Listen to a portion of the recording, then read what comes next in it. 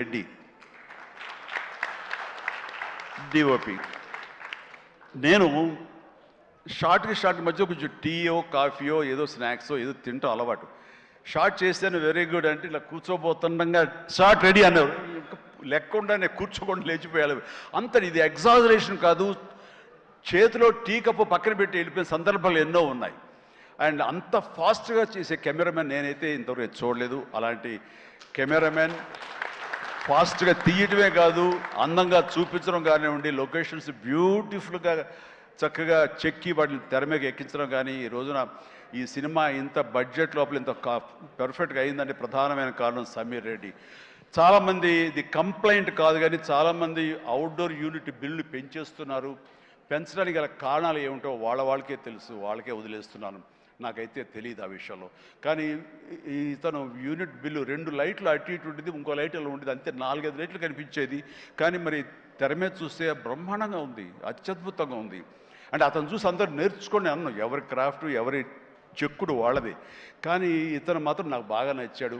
And ఇతని రవి మన అనిల్ కూడా వాళ్ళిద్దరికి మంచి సింక్రనైజేషన్ అయ్యింది.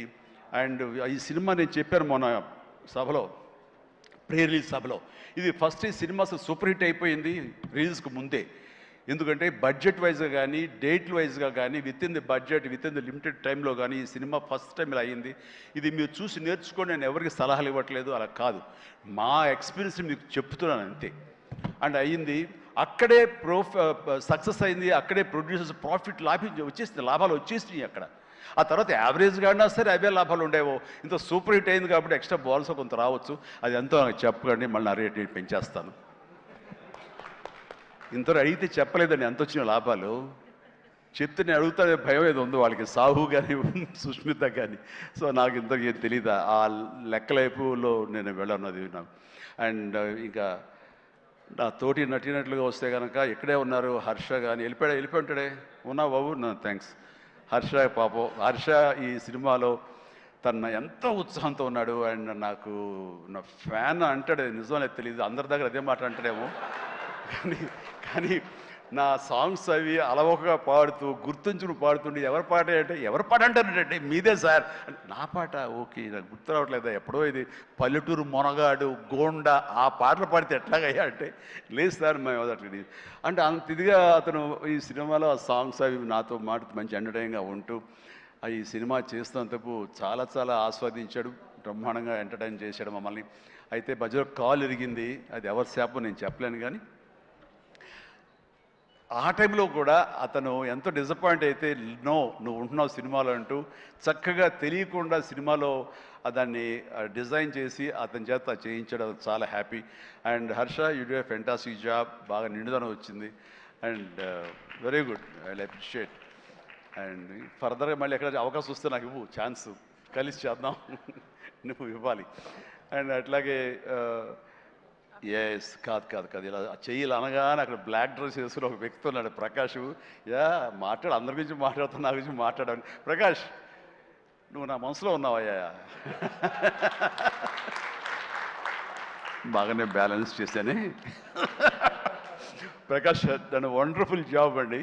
అండ్ చాలామంది ఆ క్లైమాక్స్ సెట్ ఉంది కదా, I mean total heroine set, ఆ సెట్ని చూసి చాలామంది వాట్ ఎక్స్పీరియన్స్, వండర్ఫుల్ డిజైనింగ్ అంటే ఆ ఫోటోలు తీసుకుని ఆ ప్లానింగ్ తీసుకుని చాలామంది ఇల్లు కట్టుకుందాం అనుకునే వాళ్ళు తీసుకెళ్ళడం నేను చూశాను.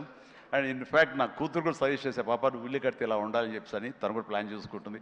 అంత చక్కటి డిజైనింగే కాకుండా అంత కాస్ట్ ఎఫెక్టివ్ తోటి ఈ సినిమా లిమిటెడ్ బడ్జెట్తో ప్రధానంగా జరగటానికి ప్రకాష్ కారణం. ప్రకాష్ తను ప్రొడక్షన్ డిజైనర్గా మనస్ఫూర్తిగా అభినందిస్తాను. Prakash please go head.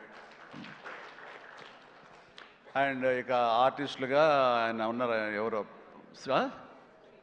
Srinivas గారు, మీరే కదండి కలెక్టర్ గారు, కూర్చోండి. Thank you. కలెక్టర్ ఆనంద్, చిట్టి, అలాగే మన హర్ష, అభినవ్ ఎక్కడ ఫెంటాస్టిక్ అభినవ్ వెళ్ళిపోయాడా, టైం అయింది అనుకుంటా.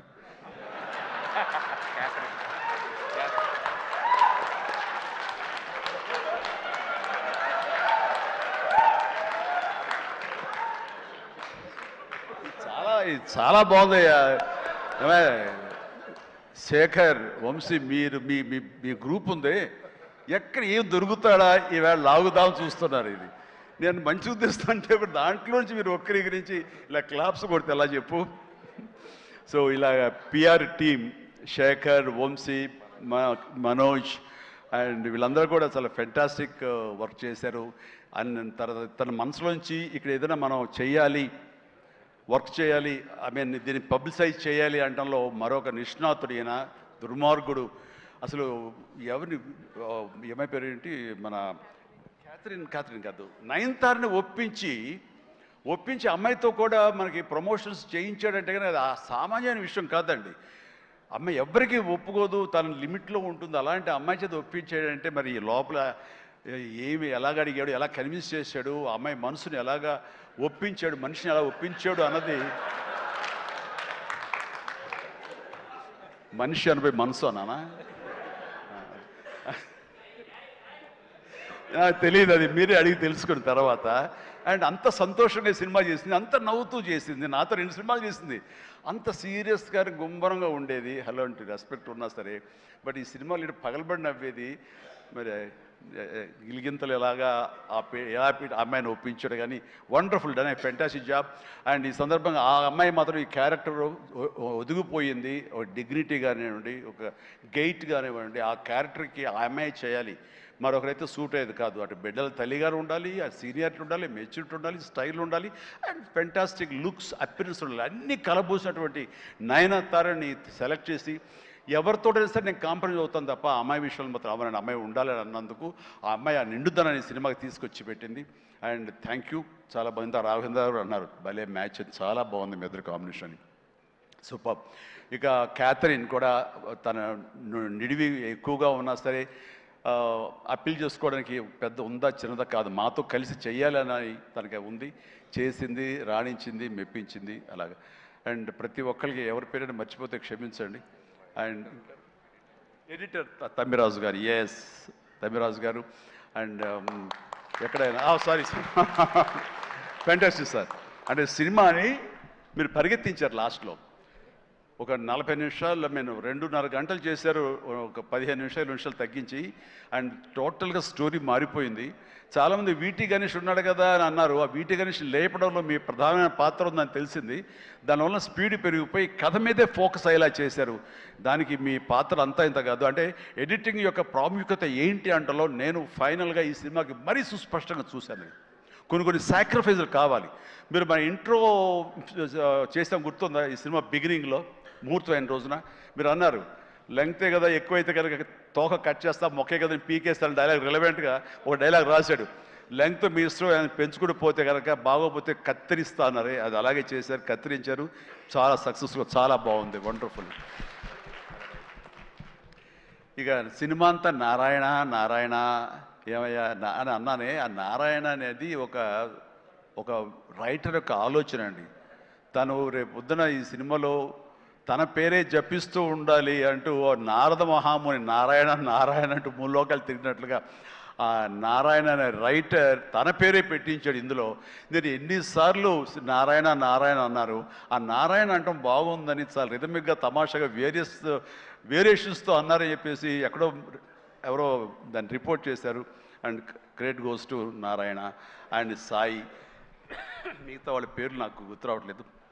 వాళ్ళందరికీ కూడా నా హృదయపూర్వక అభినందనలు, ధన్యవాదాలు. అండ్ ఇదే మనం కొనసాగించాలి, ఇదే సక్సెస్. అమ్మా white master, yes ya sorry అండి, వెంకట్ చాలా బాగా చేశావు Venkat. And thank you so much and well done. అలాగే అతను ఫస్ట్ సాంగ్ ఫైట్ చేశాడు మనకి సభానంద, నభాకాంత్ అతను కూడా చేసాడు. వాళ్ళు రాలేదు, ఎందుకు తెలియదు. And thank you so much. And ఇప్పటికి తొందరగా ఫినిష్ అయ్యే చిరంజీవి అంటూ మా గౌడ, మా కెంపే గౌడ అంటున్నట్టు తెలుస్తుంది. And thank you so much అండి. ఇవాళ నిజంగా చాలా ఆనందంగా ఉంది. ఈ ఆనందం వెనకాల ఆర్ద్రత ఉంది. ఇక్కడ ఒక ఎమోషనల్గా ఒక డైలాగ్ మొన్న చాలా చూస్తుంటాను మీడియాలో, నా ఫ్రెండ్స్ పంపిస్తుంటారు. అందులో ఒక లేడీ అంది, ఇలాగ నిలబడితే చాలా ఆనెస్ట్గా కనిపించింది ఆవిడ, ఏంటయ్యా ఇంకా ఎంతకాలం కష్టపడతావయ్యా, ఇలా కష్టపడాలా? ఎప్పుడెప్పుడో నేను సినిమాలు చూశాను, అప్పటి నుంచి ఇప్పటిదాకా నువ్వు కష్టపడుతూనే ఉన్నావు, మమ్మల్ని ఆనందింపజేస్తూనే ఉన్నావు. ఇప్పుడు నీకు ఓపుగుండి ఎంత చేస్తున్నావో, ఎంత శక్తిని చేస్తావో భగవంతుడికి ఆ శక్తిని ఇవ్వాలి. కానీ మమ్మల్ని ఆనందపరచడానికి నువ్వు ఎంతగా శ్రమ తీసుకుంటున్నావు అని చూస్తుంటే మాత్రం ఇంకా ఇంకా ఇవ్వాలా అని. నువ్వు డబ్బుల కోసం నేను అనుకోను, మమ్మకు ఆనందం ఇవ్వడం కోసమే నువ్వు ఇది చేస్తావనేది సుస్పష్టంగా తెలుస్తుంది. అంత ఆనందం ఇచ్చి నువ్వు ఎంతో కష్టపడుతుంటే చాలామంది క్లాప్స్ కొట్టచ్చు, వావ్ అనొచ్చు థియేటర్లో, కానీ నాకు లోపల బాధ అనిపించేస్తుందయ్యా. నువ్వు రెస్ట్ తీసుకోవాలంటే ఆ తల్లికి సభాముఖంగా చెప్తాను, నేను ఎమోషన్ అయిపోయాను. భగవంతుడా నాకు ఏం జన్మించావు, ఇది ఏదో అంటారే ఒక ఇది ఈ రకమైన ప్రశంస అనేగా తీసుకుంటే కనుక ఇది అందరికి లభించే ప్రశంస కాదు. అండ్ ఆ భగవంతుడు నాకు ఇలాంటి ప్రశంసలు, ఇలాంటి అభిమానులు, ఇలాంటి ఇది ఇస్తున్నందుకు నిజంగా ధన్యవాదాలు తెలియజేస్తూ కృతజ్ఞతతోటి కళ్ళు చెమర్చిని ఆ తల్లి గురించి చెప్తాను. అమ్మ, ఇది మీకు ఎంత ఆనందం ఇవ్వాలనుకుంటున్నానో ఆ భగవంతుడు నాకు ఇలా అవకాశం ఇచ్చినందుకు నేను కూడా ఇంత కష్టపడటంలో ఆనందం అనుభవిస్తున్నాను. సెట్లో మీరు చూసినప్పుడు అంతటి ఎగ్జైట్మెంట్, అంతటి ఆనందం నేను అనుభవిస్తుంటాను. అది ప్రాక్టికల్గా చూసిన వాళ్ళకి తెలుస్తుంది. కాబట్టి నేను ఏదో కష్టపడిపోతున్నాను, శ్రమిస్తాను అనుకోకండి, మీరు అలా అనుకోవద్దు అంటూ